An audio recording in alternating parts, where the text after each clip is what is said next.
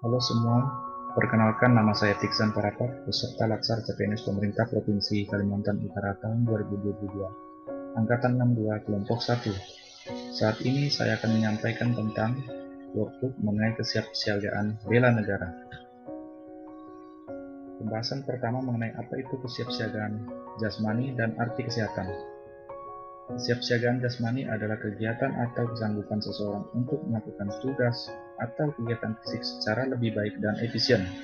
Kesehatan adalah keadaan sejahtera dari badan, jiwa, dan sosial yang memungkinkan setiap orang hidup produktif secara sosial dan ekonomi. Manfaat kesiapsiagaan jasmani yang selalu dijaga dan pelihara adalah: 1. Memiliki postur yang baik, memberikan penampilan yang berwibawa lahiriah karena mampu melakukan gerak yang efisien. 2. Memiliki ketahanan melakukan pekerjaan yang berat dengan tidak mengalami kelelahan yang berarti ataupun cedera, sehingga banyak hasil yang dicapai dalam pekerjaannya. 3. Memiliki ketangkasan yang tinggi, banyak rintangan pekerjaan yang dapat diatasi, sehingga semua pekerjaan dapat berjalan dengan cepat dan tepat untuk mencapai tujuan. Berbagai bentuk latihan kesiapsiagaan jasmani yang dapat dilakukan dapat diketahui hasilnya dengan mengukur kekuatan stamina dan ketahanan fisik seseorang secara periodik minimal 6 bulan sekali. Berikut ini bentuk kesiapsiagaan fisik yang sering digunakan dalam melatih kesiapsiagaan jasmani, yaitu: 1. Lari 12 menit. 2. Pull up 10 kali untuk pria dan cleaning 20 kali untuk wanita. 3. Sit up 35 kali per menit untuk pria dan 30 kali per menit untuk wanita. 4. Push up 35 kali per menit untuk pria dan 30 kali per menit untuk wanita. 5. Shafter run. 6. Lari 2,4 km atau Cooper Test. 7. Berenang.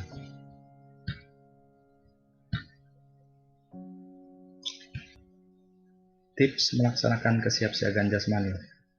Yang harus dilakukan yaitu menjaga pola hidup yang sehat dengan melakukan aktivitas fisik dengan bentuk latihan yang ada, menjaga pola makan yang sehat, mampu mengendalikan emosi, serta meningkatkan pemahaman spiritual.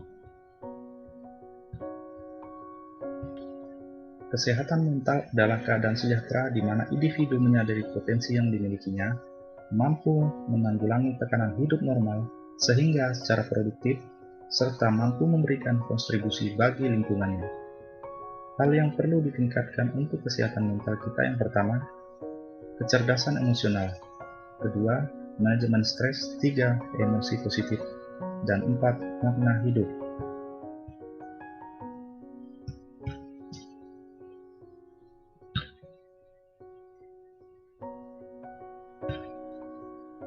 Yang perlu kita lakukan untuk mengimplementasikan dalam kesiapsiagaan mental yaitu: berperilaku menurut norma-norma sosial yang diakui. Sikap perilaku tersebut digunakan untuk menuntun tingkah lakunya.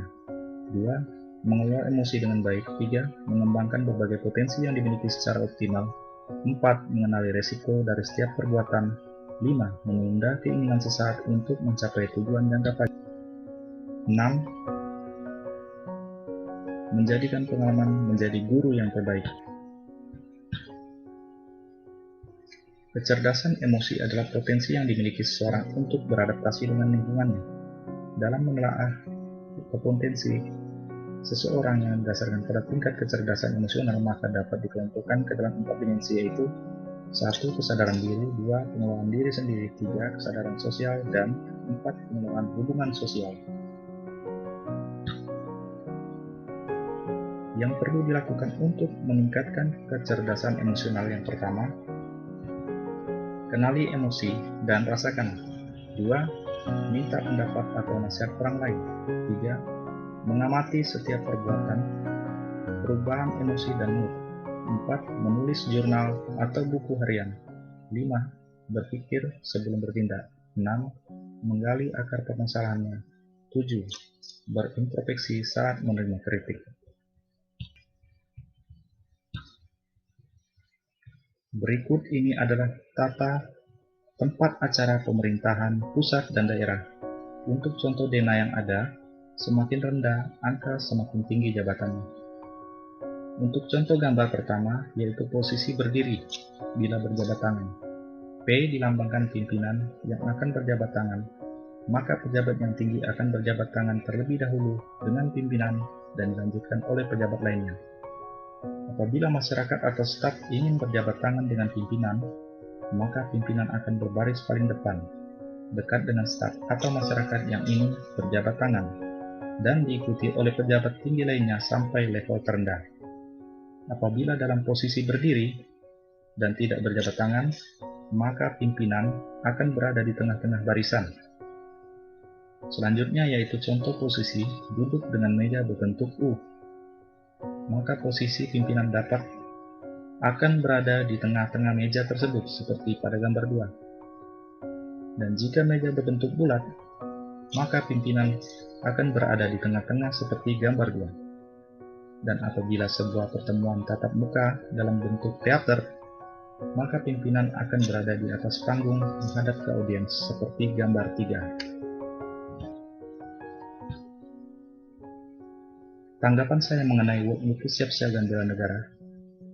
Kesiapsiagaan bela negara dapat diimplementasikan dalam bentuk tindakan dan juga bisa diwujudkan dalam bentuk tulisan yakni workbook untuk dapat digunakan sebagai sumber pengetahuan bela negara. Selain itu, workbook kesiapsiagaan bela negara dapat digunakan sebagai sumber belajar tambahan selain buku wajib bela negara. Demikian pembahasan ini, semoga nilai dasar bela negara, yaitu kemampuan dasar bela negara yang ditandai dengan kesiapsiagaan bela negara, dapat ditanamkan pada setiap kita yang telah menonton video ini. Terima kasih.